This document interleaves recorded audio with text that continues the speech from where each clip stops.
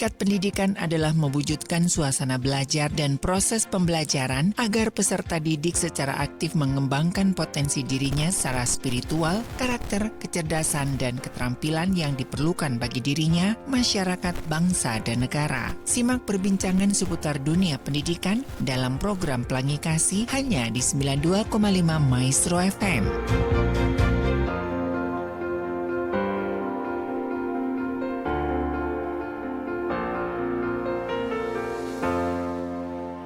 .5 Maestro FM, House with the Sound. Shalom dan apa kabar Sobat Maestro? Senang sekali ya bisa kembali bersama-sama dengan Anda di program Pelangi Kasih. Dan kita membahas mengenai dunia pendidikan ya. Saya ingin menyapa pendengar setia 92,5 FM Radio Bahana Sangkakala Jayapura dan juga pendengar setia AM 1170 Radio Suara Nusa Bahagia Jayapura ya. Senang bisa kembali bersama-sama dengan Anda dan juga menemani Anda nih Sobat Maestro ya yang kemarin sudah menyuarakan suara Anda. Ini kan juga merupakan salah satu pendidikan ya. Nah, hari ini kita berbicara tentang pendidikan dan sudah bersama saya Ibu Dr. M.E. Ani Yulia. Apa kabar Ibu? Alhamdulillah. Sehat ya Bu Salam ya. sehat dan sukacita. Nggak ketemu 2 minggu kayaknya banyak cerita ini ya Bu ya. Oke, kita bahas mengenai hari ini tuh mengenai pendidikan yang mendewasakan. Sebetulnya ini adalah tema yang sangat krusial begitu ya dan iya tentunya menjadi perhatian kita semuanya ya termasuk juga buat pemerintah begitu. Nah pada prinsipnya pendidikan merupakan upaya untuk mendewasakan peserta didik. Dewasa dalam pengertian meningkatkan pengetahuan, berubahnya sikap menjadi lebih baik dan memiliki keterampilan yang bermanfaat bagi dirinya dan lingkungannya. Bagaimana Bu? Dengan kondisi pendidikan sekarang ini apakah memang sudah mendewasakan atau malah memelintirkan Proses pembodohan. proses pembodohan? Itu yang seringkali banyak sekali pengamat-pengamat pendidikan mengatakan itu. Kenapa Ibu bisa sampai menyebutkan ataupun melihat hal itu Bu? Mengambil tema ya bahwa pendidikan yang mendewasakan. Mhm. Jadi artinya gini ya Mas ya. Sekarang yang berhak mendidik itu siapa saja? Kan? Siapa Bu? Bisa orang tua, bisa sekolah, bisa perguruan tinggi dan bisa juga lingkungan. Oke.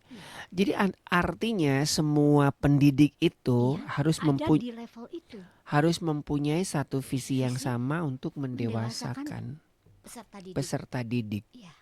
Maupun formal, informal, non formal. Jadi ada 3, formal, non formal dan informal. Oke, saya membaca satu tulisan dari sebentar ya, contekan saya mana ya. Jadi pendidikan sekarang itu hanya mendewasakan secara casingnya doang Bu. Casingnya itu masih balita gitu. Jadi apa namanya? Hasil akhir ya dari pendidikan yang mendewasakan adalah lahirnya peserta didik yang mampu mewujudkan ilmu yang sudah diperoleh, bermanfaat bagi dirinya dan masyarakat. Bukan hanya dewasa casingnya tapi balita kualitasnya. Ya, Sekarang kan banyak anak-anak yang umurnya udah dewasa tapi kelakuannya jadi masih memang, balita. Jadi kadang-kadang ya ini proses juga ya Mas ya. Hmm. Kalau dulu ya yang namanya dokter ya, itu pasti usianya udah tua ya. Itu nggak zaman dulu loh. Ya zaman dulu kebanyakan. Itu udah identik ya Bu ya. Identik. Udah sepuh, udah jadi rambutnya baru putih. jadi dokter, jadi profesor. Sekarang masih muda-muda seperti itu ya. Bukannya bagus Bu? Bagus dalam konteks apa Mas? orang kan orientasinya berpikirnya gini, kalau dokter, karena profesor, karena dia tuh punya kedewasaan emosional. Yes. Semuanya tertata, jadi satu paket. Ilmunya, kelakuannya, semuanya itu satu paket mendukung. Kalau sekarang, saya juga nggak tahu ya Mas ya, kenapa jadi masih muda, oke ilmunya jago, Iya. tapi menata emosinya, menata lingkungannya, itu tuh enggak Mas. Anak-anak Apakah banget iya, gitu ya. apakah memang harus ada persyaratan untuk seorang dokter harus berumur sekian tahun supaya kedewasaan emosional, kedewasaan spiritual itu juga mengikuti dari keilmuan yang dia peroleh? Itu yang jadi pikiran. Tapi kan untuk mencapai doktoral itu kan mengikuti jenjang pendidikan yang sudah diatur, Bu. Iya, mohon, memang di situ. Makanya sekarang kan akhirnya seperti itu kejadiannya. Iya. Tapi kan itu tidak sepaket gitu loh. Bahwa ilmunya hebat, kelakuannya juga Belum bagus. tentu kelakuan. Nah, gitu loh, Mas. Itu yang jadi pertanyaan. Makanya itu yang saya ini loh. Jadi orang tuh kalau zaman dulu tuh menilai pasti kalau orang ini tuh lebih bijaksana. Kalau sekarang kan benar-benar kita harus punya penilaian bahwa dokternya dalam bidang itu titik. Jadi lainnya nggak ada Iya, hubungannya. jadi artinya apa ya? Dia bertanggung jawab dengan kedoktorannya dan ada hal-hal yang bisa dia kontribusikan kepada lingkungan. Jadi artinya tidak diiringi dengan kedewasaan spiritual, kedewasaan emosional tuh nggak ada kan Mas. Dia hanya benar-benar pure. Pokoknya ilmu aku gini, aku ngomong gini.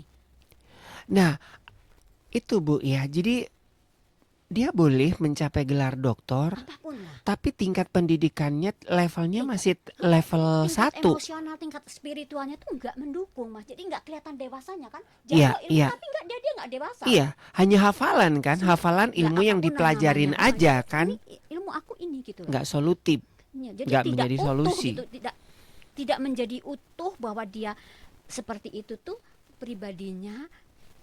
Satu paket kalau dulu Mak, setahu saya ya Mas ya, setahu saya yang profesor pasti bijaksana ya, gitulah, ngayomin gitu kan. Sekarang mah ya saya juga nggak tahu ini apakah harus seperti itu, saya nggak tahu ya. Jadi menurut pengalaman saya sebaiknya orang yang seperti itu, tapi ya itu terserahlah dinamika yang ada ya. Tapi kan seyogianya orang yang ilmunya udah tinggi juga kan perilakunya juga gitu loh ya, Mas. Itu loh yang saya rindukan loh ya. Betul. Dan ini memang apa namanya ya, menjadi tantangan dari dunia pendidikan ya, bahwa pendidikan yang mendewasakan. Jadi jangan pendidikan yang memelintir. Ya kita kan agak-agak susah ya Bu ya, karena memang setiap lembaga pendidikan dia mempunyai visi misi dong ya. Jadi bukan kalau kita menengok ya dari konsep pendidikannya Bapak Ki Hajar Dewantara ya. Itu kan memang fokusnya kepada peserta didik, mengembangkan potensi, bukan mengembangkan misi dan juga kemauan dari lembaga ataupun bahkan kemauan orang tua gitu kan Bu ya. Jadi anak-anak dalam artinya dipaksa untuk digiring untuk mengikuti maunya orang tua dan maunya lembaga pendidikan, sehingga anak-anak tidak bisa menggali potensinya sendiri itu gitu kan, Bu. Mas. Jadi kan konsep potensi itu kan Mas sebetulnya yang harus didukung kan. Konsep ya kan potensi anak-anak itu kan beda dari satu keluarga juga. Nah itu kekeliruannya memberdayakan potensi itu yang harus kita gali Mas. Dan itu yang bisa Yang membuat dia mendewasakan dewasa. kan. Ya kan potensi lahir, potensi batin semuanya Mas, nggak hanya potensi lahir aja, Betul. tapi batinnya tidak terdidik. Betul. Nah ini saya mengutip dari Ki Hajar Dewantara ini ya, mengartikan pendidikan sebagai upaya untuk memajukan budi pekerti, pikiran serta jasmani anak agar dapat memajukan kesempurnaan hidup dan menghidupkan anak yang selaras dengan alam dan masyarakat. Dan kalau kita ngelihat Ki Hajar Dewantara ini kan juga membagi dalam ini ya Bu ya, dalam empat tahapan begitu ya. Ada dari taman indria gitu ya. Ada taman indria, ada taman madya, taman dewasa, sama taman guru gitu. Ya. Jadi artinya kan memang tiap pendidikan itu mempunyai level Ya, yang anak itu harus sesuai dengan, oh anak segini tuh harus bisa ya. sudah bisa memahami. Jadi jangan hanya menghafal aja, Mohon, iya. sehingga kita gampang dipelintir, kita gampang diprovokasi. Ya itu makanya kok sekarang itu banyak apa ya Mas ya, lihat outputnya tidak lihat prosesnya. Tuh, jadi akhirnya kan seperti itu, pokoknya lihat prosesnya aja yang penting. Makanya kemarin ada yang bilang di luar negeri kan, negara-negara maju, mereka lebih khawatir anaknya tidak bisa mengantri daripada tidak bisa menyelesaikan matematika. Ya, Segitunya Mas. betul, betul. Karena kata betul. dia dalam 3 bulan tuh anak secara intensif bisa ngerti matematika. Tapi untuk membangun karakter paling tidak 12 tahun. Iya. Ya, jadi begitu apanya ya menurut aku ya Mas ya. Jadi pinter itu cek urang mah urutan kaopat Mas. Kan kata orang Sunda kan gitu. Nu penting nomor hiji kudu cager. Cager tuh Iya. artinya nggak gila kan? Ya. Di pikirannya tuh waras gitu loh. Logikanya jalan. Cager, bager, Bager. bener, pinter. Pinter aya teu cager kumaha? Pinter aya teu bager kumaha? Pinter aya teu bener kumaha? Jadi itu kan saya pikir yang namanya kedewasaan tuh unsur-unsur itu masuk Mas. Ya, 5 unsur dari filosofi itu harus masuk. budaya Sunda ya. Ya itu kan budaya Sunda, terus eta tuturi handayani Iya, seperti iya, itu iya. kan. Dan semua budaya di Indonesia juga sepertinya ya mengacu pada pendidikan yang yaitu mendewasakan Iya, gitu. mendewasakan. Jangan Kita harus dewasa. Ya kan, salah satu dewasa itu menurut saya adalah dia mampu menyelesaikan masalah sendiri, dia Yes. tahu dirinya sendiri, Yes, dia tahu betul. kekurangan dan kelebihan sendiri. Jadi Betul. akhirnya kedewasaan itu sebetulnya setelah sekian banyak itu rumusnya, akhirnya saya mendapat kesimpulan bahwa kedewasaan itu salah satunya ya Mas Arya, dia tidak pernah menyalahkan orang lain. Karena apa? Nah, Keputusan berbuat salah itu ada pada dirinya, Dirinya sendiri. Nah sendiri. itu yang kita harus gali. Dan Yes. itu nggak gampang Mas Arya. betul, betul, betul. Nah, itulah ya. Jadi dalam dunia berpikir itu kan ada 6 level ya, Bu ya. Nah, kita tuh masih di level 1. Satu katanya. Masih menghafal. Jadi kalau nggak sesuai dengan hafalan ya Itu. salah bener begitu. Nah, padahal ini ada 6 level ya Sobat Maestro. Yang pertama hafalan, 2 memahami. Memahami aja udah alhamdulillah syukur ya Bu ya. Mau Bisa gitu. memahami gitu Bisa. kan. Memahami, oh aku begini. Jadi tidak Sadar aku di mana. iya, ketika terjadi sesuatu nggak langsung siapa yang salah gitu kan. Memahami, terus habis gitu menerapkan. Ya. Ini Level menerapkan. keempat menganalisa. Ya. Level ke-5 mengevaluasi. Dan level ke-6 itu adalah menciptakan. Menciptakan dengan dinamika yang ada Dinamika kan akhirnya yang dia bisa ada. menciptakan sesuatu di level yang ke-6 Betul. itu. Jadi itu diinternalisasi, dianalisa, dipikirkan untuk menghasilkan sebuah. Hmm. Jadi esensinya seperti itu yang namanya dewasa ya. Iya, iya, dewasa dalam pendidikan Dewasa dalam pendidikan dan kita. dalam berpikir gitu Dalam ya. berpikir dan akhirnya kan pikiran itu kan diaktualisasi dalam tindakan kan. Tapi memang ini menjadi ini ya Bu ya, karena kan kita dalam dunia pendidikan kan sudah diatur dengan kurikulum. Kurikulum ya, Iya kurikulum, kan ya. ya. Kurikulum nggak tahu deh tahun ini akan berubah lagi Sekarang atau enggak. kurikulumnya Sudah katanya mulai deep ya. atau di kedalaman atau apa tuh? Lebih deep lagi Deep gitu katanya, ya. kedalaman. Lebih deep lagi. Lebih dimunculkan ono ini gitu Ya. kan. Nah, sebagai pendidik ya Ibu sudah berapa tahun Bu sebagai pengajar Bu? Pengajar dari tahun 2005. 2005 berarti sudah 19 tahun. 19 tahun sebagai pengajar yang memang dalam lembaga pendidikan. Sebelumnya kan Ibu tadi juga sampaikan bahwa sebagai pengajar itu kan juga bukan hanya dalam lembaga pendidikan formal, ada dalam kehidupan. Ibu juga pernah bekerja dalam salah satu instansi. Itu Iya. kan juga Ibu sebagai seorang kepala itu kan juga harus mengajarkan anak buah kepada kedewasaan begitu. Ya jadi di sini Mas kita harus tahu benar ya pendidikan yang mendewasakan. Ya. Jadi pendidikan itu dilakukan oleh siapa? Kan banyak Mas yang punya kewajiban untuk mendidik. Kan banyak Mas. Nggak hanya guru aja. Ya. Ya kan? Orang tua juga harus kan? Ya. Negara juga harus kan Mas? Ya kan? Gimana negara itu menciptakan warga-warga negaranya itu menjadi dewasa. Betul. Ya salah satunya dengan menciptakan kebijakan-kebijakan yang membuat mereka dewasa. Kebijakan-kebijakan publik kan itu juga harus diatur, Mas. Jadi yang namanya dewasa tuh nggak hanya untuk guru aja, kamu harus seperti nggak hanya harus orang tua aja, enggak juga. Tapi negara sebagai bentuk wadah yang mengayomi warga negara ini juga bertanggung jawab gimana warga negara saya itu menjadi dewasa, ya kan? Ya Oke. kalau korupsi kan nggak jadi dewasa, Mas.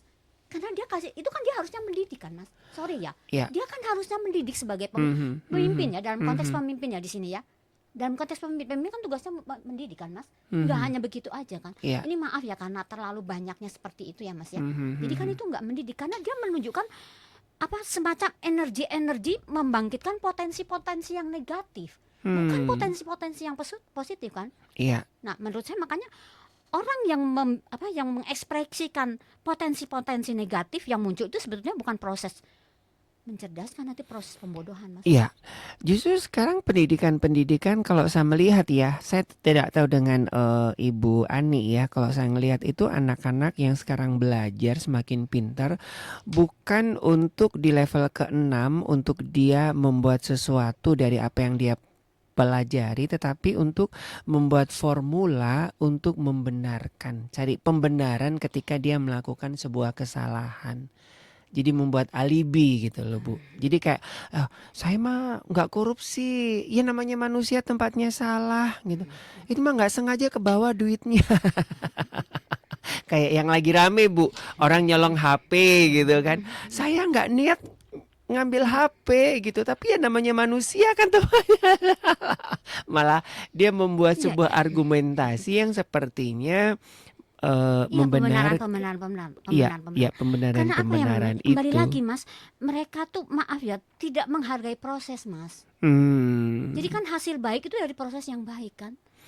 Misalnya Iya, kaya, proses iya. kaya itu pakai apa? Jadi dia benar-benar yang kan katanya anak-anak sekarang tuh apa sih sesaat-sesaat. Ya, Nah, itu instan. jadi sesuatu yang dihadirkan tuh hanya untuk kenyamanan atau keenakan sesaat gitu loh Mas. Tidak dipikir ke belakang.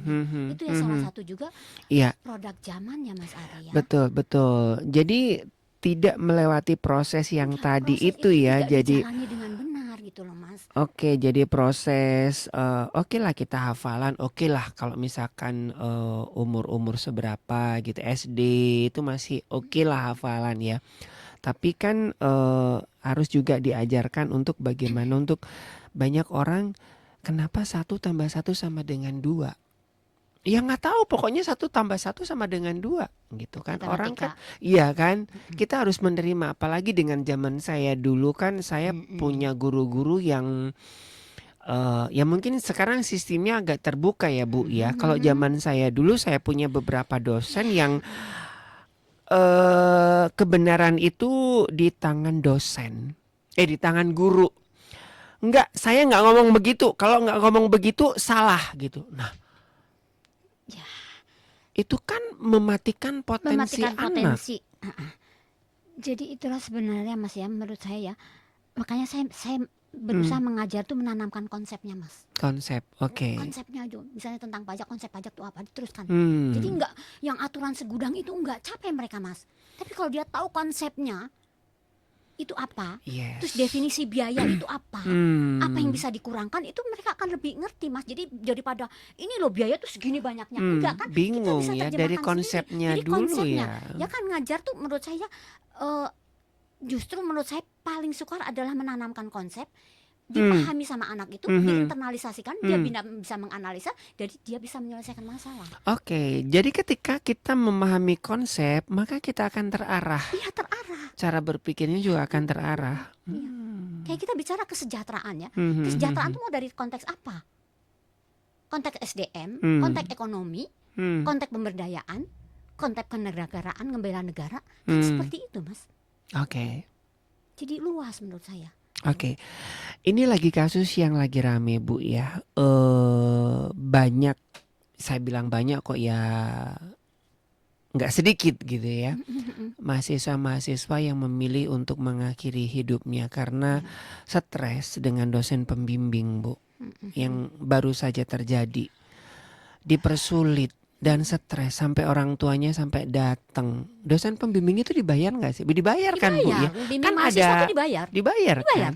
Kan harusnya membimbing ya. Tapi untuk bertemu dengan dosen pembimbingnya itu dari beberapa dan termasuk saya juga mengalaminya sulit banget dan banyak orang-orang yang ya minggu kemarin juga kejadian kembali ya di Bandung, di Surabaya, di Semarang, di Jogja dan anak-anak yang memasuki masa-masa skripsi itu stres banget. Gimana Ibu menanggapi fenomena ini Bu? Jadi kembali lagi ya Mas ya, kalau menurut saya dia tidak sadar diri. Dosennya. Iya, saya jadi pembimbing tuh mau ngapain? Tugas saya sebagai pembimbing tuh apa? Ibu sendiri kan juga pembimbing pembimbing saya juga juga. ya, sampai Jadi saya- nginep-nginep di rumah ya Saya Bu ya. Jadi anak-anak tuh jadi gini ya intinya ya Pak ya, Mas ya. Aku sebagai dosen pembimbing tugasku tuh apa? Gimana caranya membuat mahasiswa itu lulus, bukan nggak lulus. Mhm, Gimana caranya lah. mhm. Tapi tetap kita nggak bisa ini ya Mas. Jadi membuka wacana dia untuk dia bisa melanjutkan. Jadi saya pernah dulu ya Mas ya, saya selalu zaman dulu tuh selalu kebagian mahasiswa boleh dikatakan yang tidak rajin, yang sering yang seperti itu ya. Seperti itu Mas. Yang berkebutuhan Ya, pokoknya khusus jadi gitu, yang bukan unik anaknya, gitu jadi ya. Saya dulu waktu itu masih selalu dikasih yang seperti itu. Mhm, Jadi kata mereka karena katanya mereka saya sabar katanya ya. mhm. Jadi intinya gini Mas, kadang-kadang mereka tuh tidak tahu apa yang mau dia tulis. Nggak ngerti bikin skripsi itu apa. Makanya itu ada dosen pembimbing. Iya, di situ dibukakan pikirannya. Jadi saya bilang, Oke. kamu buat karya tulis tuh kamu harus ngerti apa yang kamu mau. Hmm, Kalau kamu mau kan kamu tinggal kamu maunya apa, tujuannya apa, prosesnya apa. hmm. Dari situ kan ketemu kan Mas, latar belakang dari tujuan ini tidak tercapai kenapa. Latar belakangnya ini untuk mencapai ini tinggal pakai teori yang dia pakai, di teori untuk menjawab pertanyaan yang ada di bab pertama. Jadi itu Betul, kadang-kadang harus betul. dibuka pikiran. Jadi begitu saya buka Mas, ngageleyen itu anak itu, saya dapat bimbingan 10 orang, 5-nya semua masuk 10 besar. Jadi kadang-kadang maaf ya, saya juga nggak tahu kenapa. Jadi nggak dibuka pikirannya Mas, kadang-kadang anak-anak itu tidak Betul, terbuka betul, gitu. Jadi begitu betul. kita buka, ternyata ngageleyer semuanya. Begitu mudah dia bikin. Makanya saya selalu bilang kalau bikin skripsi kamu harus tahu apa yang kamu mau, apa yang kamu tulis. Kalau kamu ngambang, kamu nggak akan ketemu. Ya. Jadi akhirnya belak-belok kan Mas, sama dosen pembimbing diginiin, nah gitu kan. Jadi Ya, kadang-kadang ya, saya juga ya, sedih ya. ya. Anak nggak ngerti tadi marah-marahin Mas, kan saya juga sedih gitu. Dicarekan kalau kemana gitu, saya kan jadi diam kan Mas kan. Ya maaf ya Mas, ya. Jadi maksud saya oke lah seperti itu, tapi nggak juga harus merendahkan ya Mas ya, kalau saya kan. Karena saya bukan apa ya, kan kita sama-sama berempati sih Mas. Kalau kita dibilang bodoh enak nggak sih Mas? Tapi kalau dibilang yuk kita belajar lagi, yuk kamu baca ini baca, enak nggak Mas? Itu yang selalu saya lakukan Mas. Jadi saya nggak mau apa ya, karena kalau aku ya kan dulu juga ada bilang nanti kamu punya bos dia teh suka ngegoblok-goblokin kan ya, pokoknya nggak menghargai. Saya bilang saya nggak akan sakit hati. Hari itu saya bodoh, besok saya nggak akan bodoh, saya gitu aja. Tapi kan nggak semua orang berpikir kayak gitu Mas. Ya, ya, Begitu ya, dibodoh-bodoh langsung kan mengkeret kan. Kena diri aku mental Iya, gitu itu. ya. Jadi gitulah yang menurut saya mah jadi guru, jadi orang tua, jadi pemimpin tuh di situlah Mas. Kalau hanya sekedar ya itu kan ya. Cari Betul. teladan gitu loh, Betul, jadi betul, teladan gitu loh, betul. ya, Sampai ada petisi ya, kalau mau jadi dosen pembimbing, ya carilah jangan dosen yang sibuk. Kalau sibuk ya jangan jadi dosen pembimbing. Artinya kan harus ada Ya, harus ada pembagian waktu Mas, ya kan. Ada dosen yang keluar negeri dan seterusnya kan. Jadi kan akhirnya sekarang kan ada keputusan bahwa kalau yang keluar negeri nggak boleh ngebimbing yang gitu-gitu kan, sepertinya kan. Kalau dulu kan harus kan. Iya Kalau harusnya kan dulu harus ada SOP-nya Ya, kan Bu kan ya. dulu mungkin masih jarang mungkinnya profesor mungkin kan seperti itu. Jadi itu juga mungkin menghambat proses seperti itu ya Mas ya. Tapi kan sekarang ya kan kalau dulu memang seperti Iya, itu karena iya. masih jarang mungkin dokter, masih jarang profesor. Sekarang kan udah cukup banyak ya mungkin salah satu. Iya, saya juga ngalamin kayak gitu, Bu. Jadi saya kuliahnya di Solo, dosen pembimbingnya di Malang. Saya datang ke Malang, dosen pembimbingnya ke Solo. Saya datang ke Solo, dosen pembimbingnya ke Malang. Kan kita kayaknya dikadalin, ini maunya apa sih? Terus udah dikasih ini udah ngetik, dicoret-coret. Abis gitu udah dibenerin maunya gitu. Oh ini nggak gini ya kita. Ya itu tadi tadi Bu, kita aja nggak tahu. Jadi kita membuat skripsi seperti maunya dosen pembimbing. Maunya dosen pembimbing bari tidak diberitahu sampai ke situ pikirannya tuh gimana Mas Ari. Itu yang saya lihat. Jadi maunya gini tapi anaknya tuh nggak ngerti. Jadi tahapannya itu harus dikasih tahu. Kalau menurut saya ya, pendapat saya ya, jadi saya seperti itulah Mas Ari. Jadi pembimbing itu benar-benar jadi harus jaga perasaan mahasiswa, harus jadi bukan apa-apa ya Mas ya.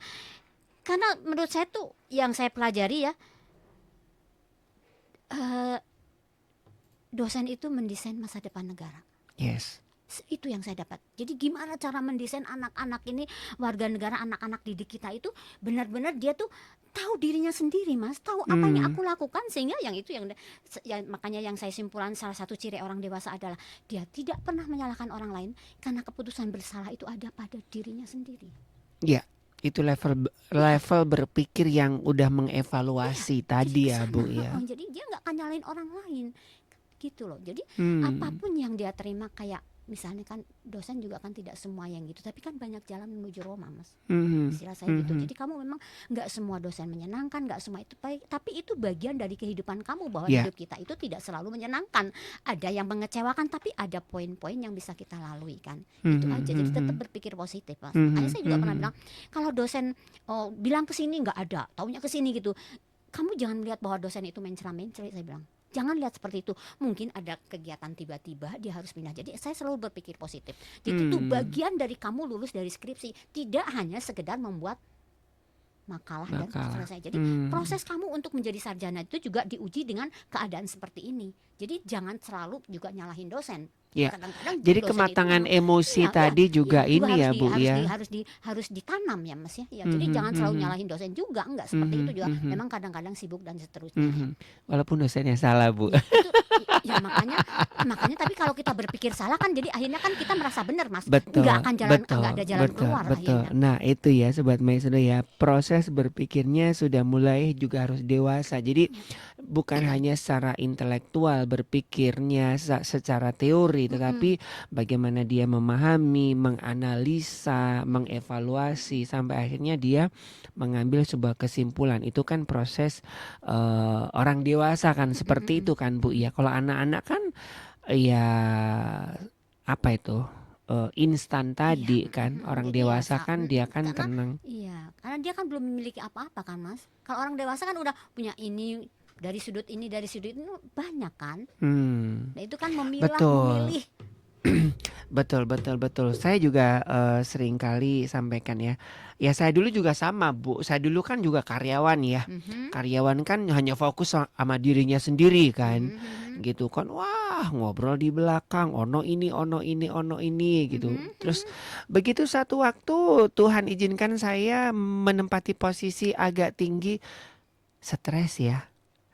Jadi kan sudut pandang kita kan lebih tinggi, lebih luas kan. Iya. Lebih banyak yang diketahui, lebih banyak yang dilihat gitu kan. Dan harus diputuskan Mas. Betul. Ya kalau kita dulu kan cuman hanya siaran aja gitu kan. Sementara ketika kita jadi manajer, kita harus mikirin bagaimana cash flow, bagaimana mikirin penjualan, bagaimana mikirin nanti kalau ada maintain ini, belum lagi ini untuk 5 tahun ke depan seperti apa. Kalau kita kan nggak kebijakan pemerintah gitu kan. Kalau kita hanya sebagai, ya saya dulu sebagai seorang hanya mikirin sebagai seorang penyiar gitu kan. Wah, gitu. Tapi suatu waktu ketika Tuhan izinkan naik level, aduh ternyata banyak kita yang memang selalu untuk lebih baik kan, lebih maju Mas kan. Nggak bisa kan. Jadi ilmu pengetahuan tuh katanya apa? Ilmu pengetahuan apa itunya? Apa itu Bu? Ilmu pengetahuan apa, kalau ilmu pengetahuan ini terus kalau iman menumbuhkan apa? Oh iya pokoknya begitulah. Dengan ilmu pengetahuan menjadikan apa, dengan iman kamu menjadi iya. Dengan ilmu kita gini, kalau di tempat saya begini, iman tanpa ilmu itu bodoh, Iman tanpa Ilmu tanpa iman rapuh gitu, Bu. ada juga yang kalau Ada yang Einstein, mengatakan begitu. itu ilmu tanpa iman lumpuh. Ya itu, Nah, itu iya kan? Einstein. Iya kan? Jadi ilmu tanpa iman itu rapuh gitu kan. Iman tanpa ilmu ya kita kan bodoh, bodoh gitu kan. Nah, jadi sama dengan pendidikan itu ya Sobat Maestro ya. Ketika kita semakin tinggi level pendidikannya, tapi juga anehnya orang-orang yang berpendidikan tinggi tingkahnya lucu-lucu loh, Bu. Kenapa ya? Yang di atas-atas itu lucu-lucu loh, Bu. Ya, Karena mungkin satu, dokternya gampang, Bu, sekarang. 30 juta udah jadi dokter, udah jadi profesor tanpa harus mengikuti evaluasi dan uji tiap klinis. hari harus hadir. Harus hadir, nggak usah Dengerin. online aja. Nah, kan Iya itu kan? juga kekeliruan dinamika pendidikan kan, Mas ya. Kan waktu itu kan kita rame-rame zonasi ya. Iya. Itu kan ada ketentuan pokoknya kamu setahun harus tinggal di situ. Rame-rame lah bikin KTP, Mas. Pindah Pindah ke daerah situ ke daerah. supaya bisa masuk SMA favorit. Udah gitu nanti balik lagi. Jadi ternyata kebijakan zonasi itu juga dimaknai tidak benar sama orang-orang yang seperti padahal itu kan sama dengan tidak menghargai proses kan. Itu zonasi. Sekarang NEM gimana caranya NEM-nya dinaik-naikin. Jadi Sekarang coba. naik lagi ya, Nah, jadi dipakai NEM lagi ya, Jadi kan- 6 lagi jadi ya. kita harus berpikir, kenapa kok menghasilkan pikiran-pikiran yang negatif gitu loh. Selalu aja ada upaya gimana caranya mencapai tujuan itu yang saya bilang tidak menghargai proses. Iya. Yang penting aku pengen masuk ini, gimana caranya aku pindah KTP. Aku pengen ini NEM-ku ditinggi-tinggiin. Dan itu kan orang dalam juga, Mas, yang naik-naikin. Nah, jadi Dan aduh, itu jadi adalah itu salah bener satu loh. proses pendidikan yang tidak mendewasakan, justru malah membodohkan. Jadi guru-gurunya juga harus dewasa, betul nggak? Pemimpin-pemimpinnya juga harus dewasa. Lingkungannya juga, negara ini juga harus bisa menciptakan orang-orang yang dewasa sehingga dia bertanggung jawab atas eksistensi negaranya. Kan seperti itu kan, Mas? Betul. Ini memang jadi satu tantangan yang lumayan ya Sobat Maestro ya. Nggak mudah loh, Mas. Gak mudah memang, betul.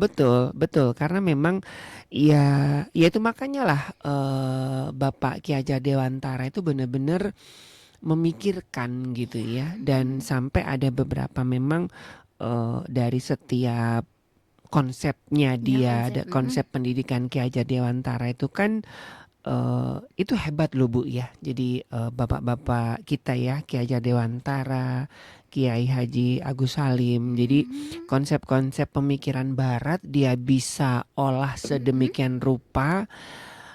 Nah itulah tingkat pendidikan yang dewasa gitu kan. Dokter beneran tuh, sekalipun dia tidak mengenyam pendidikan formal kan. Jadi dia bisa membuat formula yang bisa untuk ini loh, aku titipkan kepada anak bangsa nanti formula untuk pendidikan yang bisa mendewasakan. Jadi gitu ya, memang tantangan kita kayak gitu lah, Mas. Gimana jadi orang, ya kembali lagi yang saya bilang, kalau dulu tuh kita benar-benar ya bisa hormat sama sekarang kan dilecehin kan, dokter dilecehin kan, profesor kan, gimana tidak sedihnya tuh, Mas, benar nggak?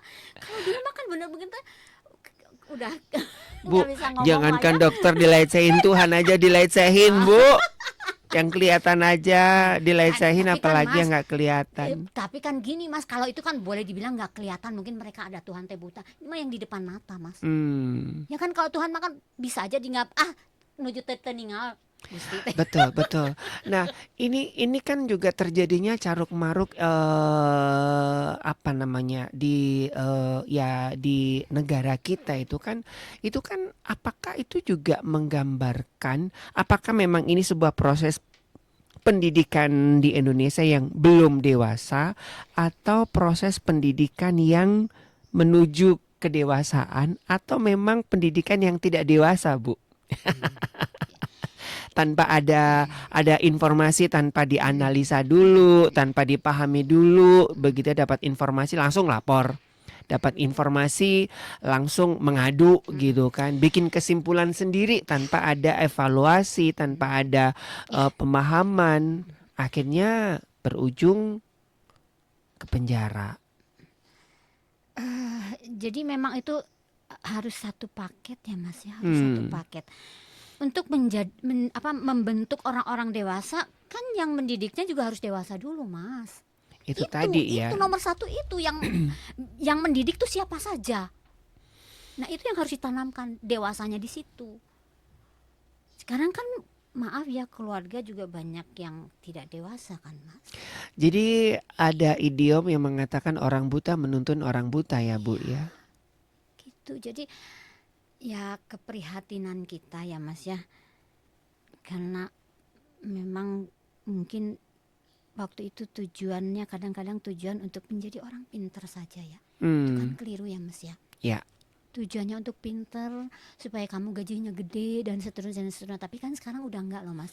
Jadi ada salah satu sekarang jadi perusahaan itu sekarang tidak hanya pintar, tapi dia harus bisa jujur dan bekerja dari karakter tim. Itu. Ya, Iya. harus bekerja sama dengan tim dan jujur. Itu termasuk persyaratan. Betul. Kalau dulu enggak kan, Betul. wah, IPK segini, nah sekarang udah Di luar negeri sekarang begitu Bu, rata-rata Bu. Pinter bukan urutan pertama. Bukan. Itu bisa diajarin. Ya. Tapi attitude itu nggak bisa Ya, diajarkan. itu, Mas, jadi Nggak bisa di training. ya kan makanya itu makanya dia bilang budaya ngantri itu malah sedih kalau anaknya tuh nggak bisa mengantri dibandingkan dengan anaknya nggak bisa Nggak bisa matematika. Kan dalam mengantri itu banyak pelajaran Mas. Sabar, disiplin kan ya. Menunggu yang belum haknya. Bisa komunikasi sama berkenalan, bersosialisasi. Iya. Ya disiplin, sabar kan. Terus bisa mengisi kalau saya ngantri sekian lama apa yang saya bisa kerjakan dengan saat mengantri. Jadi tidak geluh, tidak bosan kan. Kan ngantri milileteng gimana caranya bisa nyerobot. Iya. Jadi sesuatu yang pasti, yang harus pasti ngantri itu kan pasti ada dinamika-dinamika.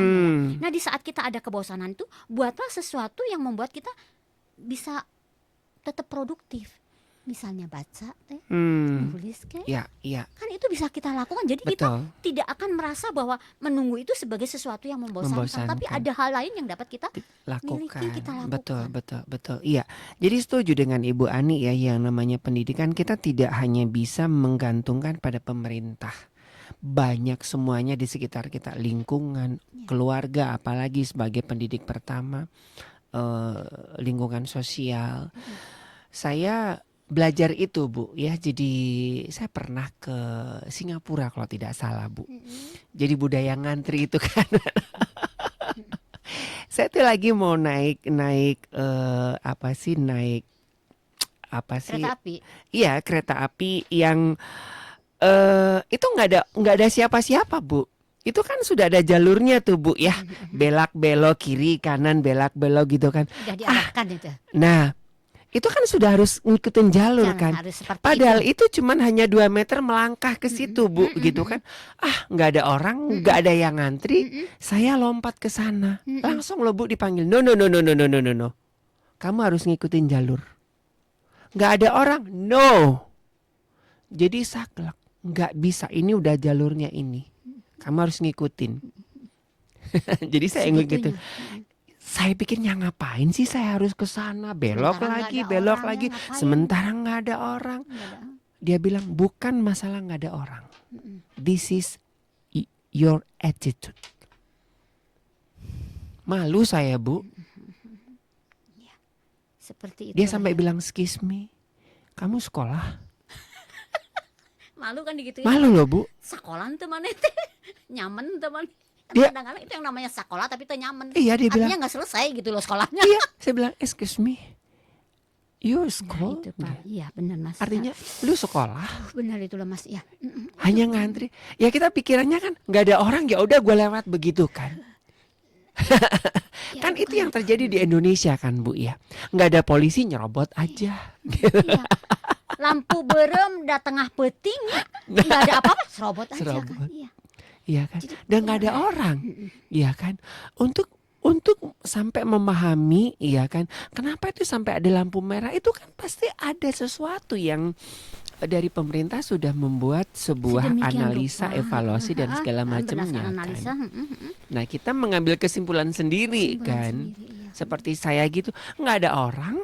Lebih cepat aman-aman aja, nggak merugikan orang juga kan, nggak merugikan. Dan dia bilang. Yes, dia bilang, aduh itu benar-benar Bu. Untung ini orangnya Itu. Lu sekolah, kasarannya begitu. Lu memang tidak merugikan siapapun, tidak merugikan kami, tapi merugikan you.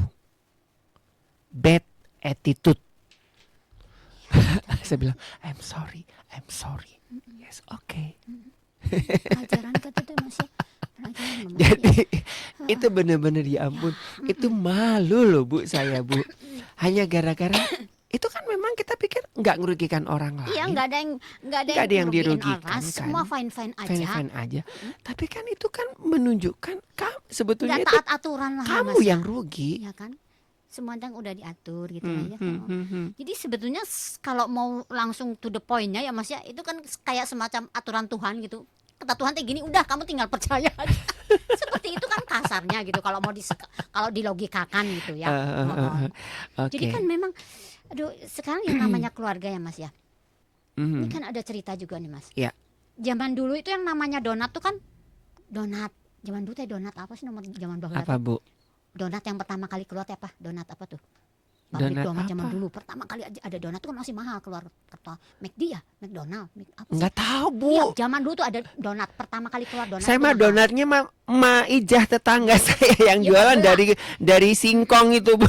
Iya Mas Sanes. Zaman dulu itu Sama Mas, nih. sekarang kan Dunkin. masih ada- nah, Dunkin donat tuh zaman dulu tuh kan mahal kan pertama kali keluar kan. Dia teh boleh dibilang anak orang kaya lah atau gimana ya Mas ya. Itu kue mahal ya kata mamanya, jangan dibagi-bagikan. Bayangkan Mas. Itu kan tanpa disadari, ngerti nggak bahwa dia yang baik untuk tuh dia dikasihin yang orang. Itu mencerdaskan nggak? Tertanamlah dia bahwa orang lain tuh dikasih yang buruk. Itu Itu yang tanpa kita sadari loh. itu ada di Sabrina Bu. Aku nggak tahu. Nanti ada itu Bu. Iya kan? Ada. Seperti itu. Jadi itu, ada. ya, jadi itu kan, aduh bener loh Mas. Itu kan hal yang nggak kepikir bahwa itu teh nanti seperti itu kan. Mas. Terus yang ini, orang tua yang ngerasa hebat, sorry ya. Iya. Cerita sama anaknya gini-gini, langsung kan ngadu. Iya, dan akhirnya kan Seperti itu kan. Jadi apa karena apa ya, kembali lagi ya Mas, ya nggak ada empati Mas. Hmm, Semua kan seperti gitu Iya. kan. Iya kan. Terus Iya. anaknya akhirnya kan rugi sendiri kan, siapa itu? Ivan Sugianto. Iya kan, itu anak dua Iya, kan. iya, Iya kan? iya, kasihan ya. Jadi apa namanya? Ya itu tadi dengan informasi-informasi tidak mampu untuk memilih, memilah, Iya. memahami begitu ya dengan kasus yang sekarang rame panjang lebar gitu kan. Dan memang itu ya, kalau kita ngomongin pendidikan ya, kembali lagi ke pendidikan tadi Ibu Ani juga singgung ya, kalau di luar negeri itu memang lebih mengapresiasi mengenai moral, kejujuran, attitude daripada prestasi gitu. Jadi anak lebih baik kamu bilang jujur daripada kamu nilainya 9. Tapi Dapat dari orang tuanya yang ngerjain. Kalau di Indonesia kan begitu kan, orang tuanya kan malu. Kalau di luar negeri enggak, biarin aja. Anaknya dapat 5, dapat 6 nggak apa-apa dalam proses pembelajaran. Tapi kan attitude lebih. ya jadi ya bener loh Mas. Jadi kadang-kadang tuh memang kan anak-anak tuh kalau karena orang tua nyuruhnya gini. Kan kayak bilang kalau baik, nilai baik itu anak saya. Anak Kalau saya. bukan, kan jadi gimana bayangkan masuk. Jadi kan dia berusaha baik gimana caranya. Nah, itu kan akhirnya juga proses nggak bener kan Mas. Betul, Aduh, Bu. itu loh Mas. Saya pernah tinggal di satu asrama ya. Jadi ya proses pembelajaran saya, orang itu bohong bebas gitu. Oh, berarti saya harus bohong dong.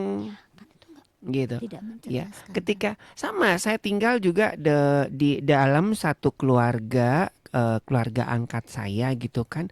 Kalau saya ngomong benar gitu, Om saya mau kesini nggak boleh gitu kan. Oh, jadi harus bohong dong. Om saya bohong. Oh iya silakan. Oh, itu kan akhirnya Akhirnya kan jadi iya, habit, Bu, ya. Jadi karakter dia bahwa dia untuk diakui itu harus bohong. harus bohong. Ya, itu kan ya jadi kadang-kadang Mas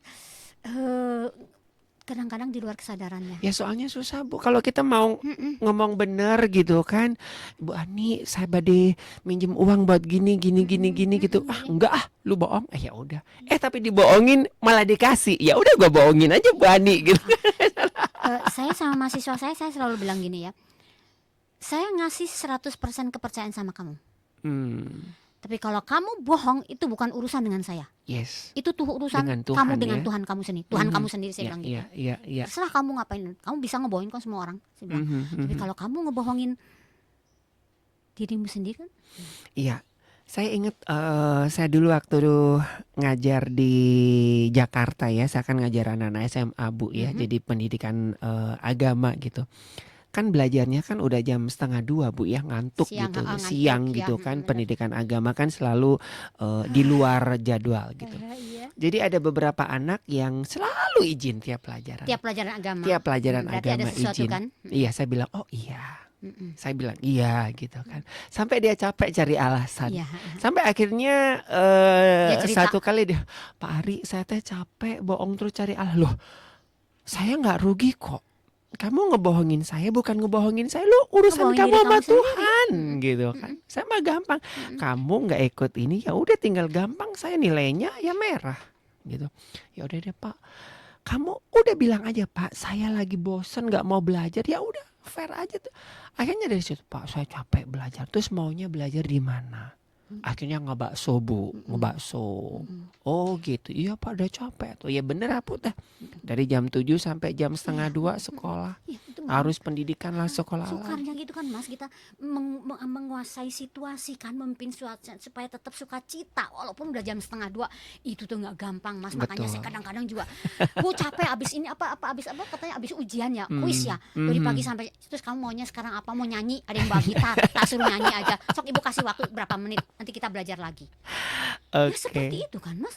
Iya, Jadi iya, gimana iya. kita mengenal waktu itu, saatnya anak tuh yang kerasa waktu itu kadang-kadang kamu ngantuk, sok kalau mau cuci muka sebentar deh. Saya bilang. Jadi saya selalu gimana ya Mas, dan ngapain kita nerangin dari anak nggak ngerti atau Betul, kan nggak betul. bener atau kan ya kan kita harus saling bekerja sama. Makanya Betul, saya selalu betul. bilang terima kasih atas kerjasama kita ya, sama-sama kan mencerdaskan kehidupan bangsa. Saya bilang kayak gitu. Jadi Ya. kita nggak bisa, dosen nggak bisa kerja sendiri mak. Jadi Ya. kita bareng-bareng yuk kerjasama Ya. untuk mencerdaskan. Oke, betul. Jadi itu ya Sobat Maestro ya, panjang sih kalau udah ngomongin pendidikan yang mendewasakan karena memang ini adalah tugas bersama, bukan hanya tugas guru Bukan aja, guru. tapi juga tugas pemerintah, tugas orang tua juga, lingkungan juga ya. Kalau lingkungan juga tidak mendukung juga ya itu tadi ya sinergi begitu. Ibu Ani terima kasih buat hari ini sudah memberikan hawa yang lumayan panas di cuaca yang dingin. Terima Kalau udah kasih, ngomongin pendidikan itu rasanya gemes-gemes gimana gitu ya. Tapi ya itulah ya, kita berharap aja dan berdoa ya dalam pendidikan di bangsa Indonesia semakin baik, semakin mendewasakan begitu. Sehat selalu Ibu Ani. Ya sehat sukacita. Amin ya. Nggak ada yang tepuk tangan ya. Terima kasih Tuhan. Oke baik Sobat Maestro, terima kasih buat kebersamaan Anda ya di Maestro Radio Bandung YouTube channel. Saya Ari dan Ibu Dr. M.A. Ani Yulia, pengajar dan juga dosen di salah banyak perguruan tinggi di Bandung. Mohon pamit, kita ketemu lagi di Pelangi Kasih selanjutnya. Tuhan memberkati. Anda baru saja mengikuti acara Pelangi Kasih